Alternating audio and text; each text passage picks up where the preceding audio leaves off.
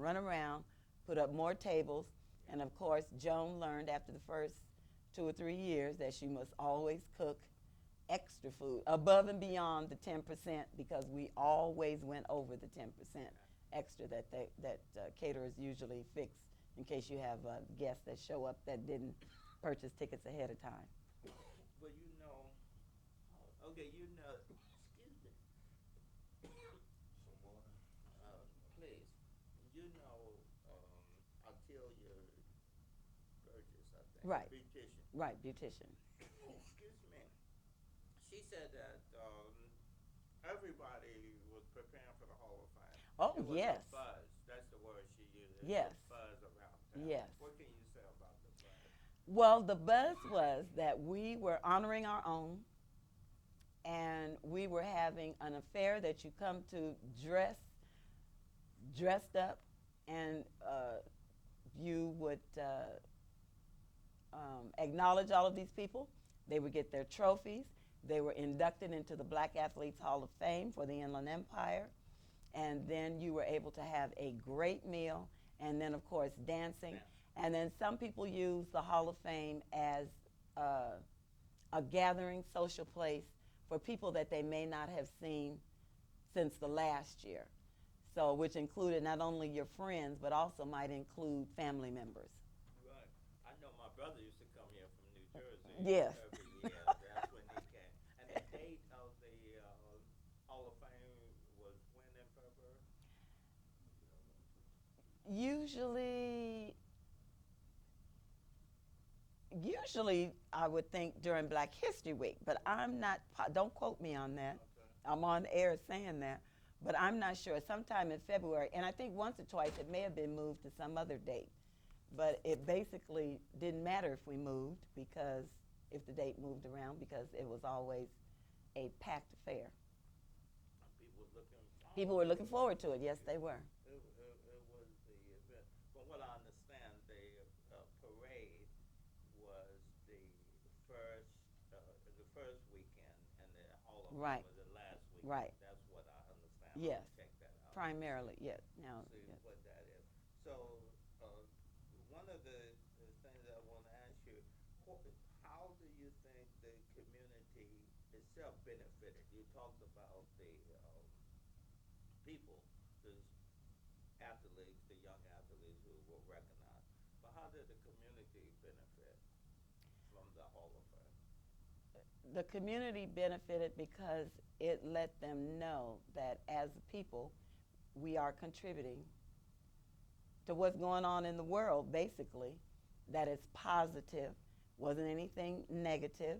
The newspaper articles we're going to print up a very nice article about what's going on in the community.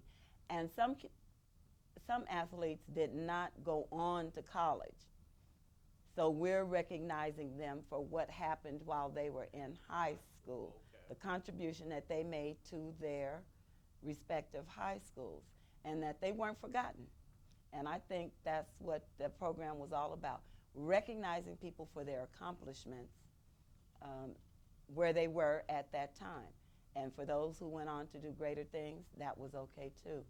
But it was, it let the community at large know, San Bernardino and Riverside also, because I don't think we discriminated against, we probably had Riverside athletes also, but it let you know that we were positive contributors to what went on in high school and to the reputation of the area.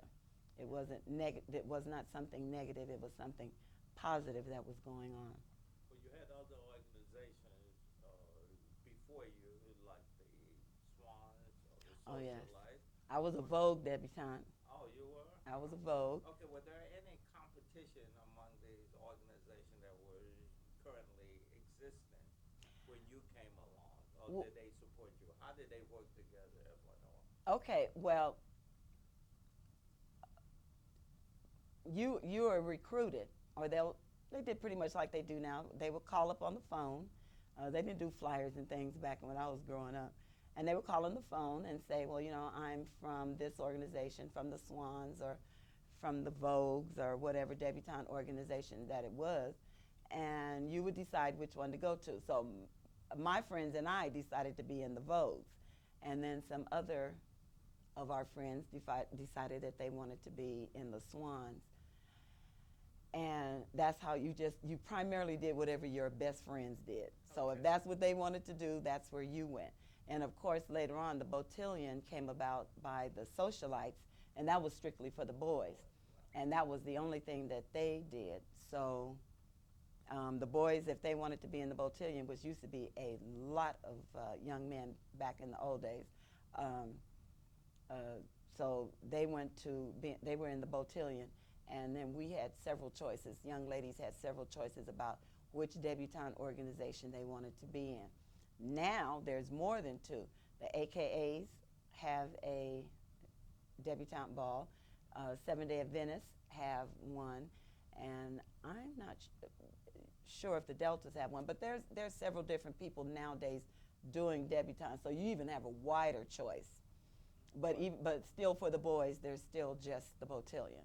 Well, I'm talking about in the negative competition. Was any of that? Oh no, we had some of the best fun. We had the best fun. All the groups had the best fun. Now it might be a little bit more competitive now, but we just had wonderful fun. We went to Barbizon to learn how to walk in our gowns, which was a godsend, because even though I knew how to walk, walking in a ball gown is a whole different story. How to stand up tall, and since I was always tall and my friends were short, I had a bad habit of leaning over.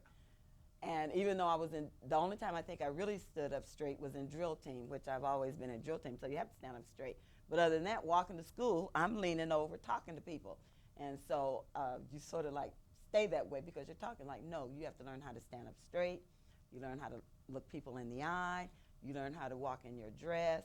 We also learned how to do the waltz, because at those particular times, we were probably doing the mashed potatoes and some other Watusi and other things. And so you had to learn how to do the waltz, which was great for us to learn how to. The debutante ball was just an all-around great, positive organization for you to be in for the 3 or 4 months that you're in it. And then you learn how to also, I need an ad from you. Can you do an ad for me or whatever? The ad was not the main thing. The main thing was learning how to be presented in public and how to walk, how to talk, and how to do things. Okay, so, excuse me, the organizations cooperated. What do you think would be the key, or do you think we are cooperating as much as we used to, or what do you feel about the community today in terms of cooperation among rivals? Not necessarily rivals, but doing different things. Yes, I don't think we pull together as much as we should. Now, we will pull together in a hot second if there's a crisis. All the organizations, if they say there's a town hall meeting because something happened or there's a major issue, we are all sitting right there next to each other, putting in our 2 cents and finding out what can we do to solve the problem. Now, as far as the organizations are concerned, since my children are old, I'm old and my children are old, none of them, my 2 sons did not want to be in the Botillion, so they weren't, and my daughters were, the youngest one was a lady in waiting 2 or 3 years in a row, but she never became a Deb herself. But I think that the parents probably need to push their children toward joining these organizations, because it will be nothing but beneficial to them. I'm not sure if there is a rivalry to get people to join. Like I said, the Botillion has no problem, but I think the debutantes, we just need to find a way to get the young ladies to join those organizations, and we have to show them that there is a benefit to you being in these organizations. Thank you for this cough drop. For some reason, you excited me over all the information, and you got me coughing in here. I'm sorry. I'm really learning a lot for you, and I'm saying that picture. What was the political climate during that time? Oh Of my the goodness. Hall of Fame and the debutante and the swans and the flourishing of the organization. Well, let me see. Well, of course, we always had somebody from your ward has to be the council person. So I don't think I don't ever recall any contention about the councilman for our ward for the west side of San Bernardino. I don't think there was anything contentious about that. Now, the mayor races might have been a whole different story. And With Bob Holcomb. Uh, What other mayor I think maybe Ballard. Okay. I know that at one time they were thinking about trying to change the boundaries so that the sixth ward would be divided differently and probably give somebody else a little bit more power. That didn't work out. And I think the main thing was jobs. And even today, you don't see any of these candidates anywhere or doing anything until it's election time. I will look up, and Dr. Fairley is saying, we have this candidate, or they're going to say, where have they been all year? That's one thing I could say about Herb Fisher, who was the superintendent for county schools. He might drop in on you any Sunday. As a matter of fact, he gave a sermon once a year at New Hope. He did? He did. He was Was he a minister? no, he wasn't a minister, but that you don't have to be a minister to bring a word from God. And Herb Fisher showed up at church, or maybe, and not only us, but probably other churches. But he didn't just drop in once a year. He dropped in several times during the year to see what was going on and to talk to people. And I could walk up into him and say, I worked for you at Los Osos High School. And he'd say, oh, yes, I remember. How's everything going? Very talkable person. But some of these other people, you never saw them until it was election time, which is something that always bothered me. And I didn't even see them at local events. Do you remember any crisis in the community? Because I get a good feeling that the times were pretty good for you. And do you know any people who may have been hurting or not doing quite as well as your family? Well, the poor will be with us always, according to the scriptures. And there are poor.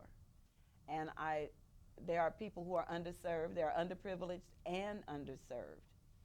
And a lot of times I think that we were lacking in grant money to run things on the west side, Delman Heights, and some of the other places. They did see to it that Delman Heights had a community center, which when it went up, it was like, oh, this is great, because it gave an outlet for many, many different things that were going on over there. You were able to Boys Club. Oh, the Boys and Girls Club. Yeah, we had that. There was I liked that too, but there should have been money along the way for a lot of things. I think housing should have been better. I think the projects have always been there. I've always had friends that lived in the projects. I didn't like how they looked. And I think there should have been money available to make them look much better. Although now that I'm grown and traveled to other places, our projects doesn't look as bad as in some other cities, and they really don't. But I think it could have looked a lot better, and which also includes Waterman Gardens. Now, we used to drive every weekend out to what they call Valley Truck Farm, which was all those people who were selling vegetables and things out that way. When they decided to do some things, they started squeezing them out. They weren't protected as farmers or people having their own business, and farmers, they weren't protected as well as I think they should have been. And the same thing for Fontana. We used to go out to Fontana for eggs. When my girls were born, the twins, the oldest one, they were not able to do cow's milk. I had to get goat's milk. We drove out to Fontana. And then when the lady found out what it was for, she used to deliver to my house on a regular basis until they were oh, at least a year old, but that's what they drank, goat's milk. I don't think you can find goat's milk around here anymore. The chicken farm is gone. So we have allowed big business to come in and squeeze out the people who made this place what it was. So, so do you think it was a blessing for you to be in the Inland Empire, or would you have rather been in New York or Oh, somewhere? no. I lived in Los Angeles one time for a year, and I quit my job and came back to San Bernardino.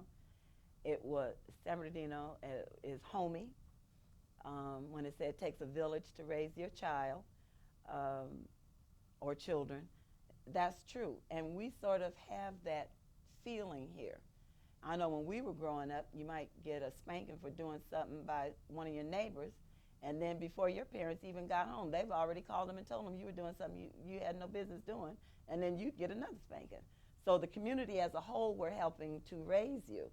And if you were seen somewhere doing something you weren't supposed to, they didn't just get on the phone and gossip with